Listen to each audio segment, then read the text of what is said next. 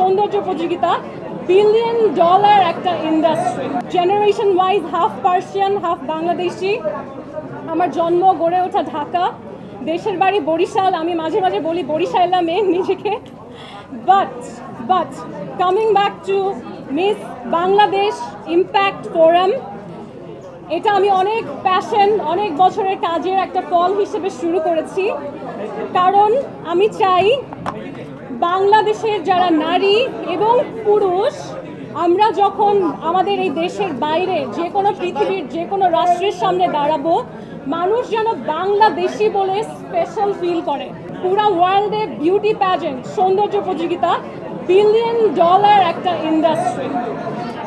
It's a $20 billion industry, যেখানে $20 billion ইন্ডাস্ট্রিতে বাংলাদেশকে কোন পর্যায়ে নিয়ে যাওয়া সম্ভব এই সেক্টরে, এখন পর্যন্ত আমাদের দেশের মানুষ এটা অনুধাবন করে না। তারা মনে করে যে এই একজন নারী মিস বাংলাদেশ শুরু করেছে, পৃথিবীর দেশে দেশে তাই সেই নারীদেরকে নিয়ে রিপ্রেজেন্ট করাচ্ছে। এটার ফল কি?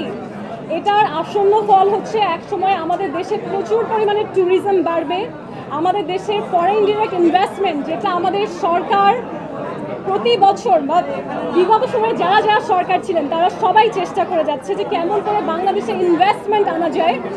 Because of this the pageant we are doing, সেটা বাস্তবায়ন হবে। বিউটি প্যাজেন্টের মাধ্যমে পুরো ওয়ার্ল্ডে মানুষ বাংলাদেশকে পভার্টি হিসেবে দেখবে না, বাংলাদেশকে দেখবে এমন একটি দেশ যেখানে নারীরা সুন্দর করে কথা বলতে পারে, যেখানে নারীদের একটি পরিচয় আছে, এবং যেই দেশটা প্রগ্রেসিভ, যে তারা নারীদেরকে এরকম একটা অবস্থান দিচ্ছে।